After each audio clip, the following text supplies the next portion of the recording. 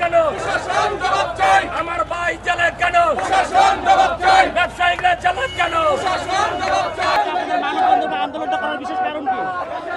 আন্দোলনটা করার কারণ যে সরকার কর্তৃক এনএআর সিস্টেম চালু করতেছে। আমরা শুরু থেকে এনএআর সিস্টেমকে সাধুবাদ জানিয়েছিলাম, কিন্তু এই যে উপদেষ্টা ফয়েজ তৈয়ব উনি আমাদেরকে যে কমিটমেন্ট দিয়েছিল সেই কমিটমেন্ট সে রক্ষা করে নাই।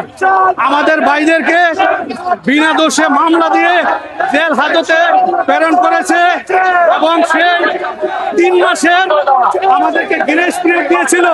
সেই গ্রেস পিরিয়ড সে 15 দিন পরেই সে ওয়াদা ভঙ্গ করে 15 দিন পরে সে এনএআর চালু করে দিচ্ছে। কারণ আমরা বলতে চাই যে এই এনএআর আমরা মানি না, এনএআর বন্ধ করতে হবে।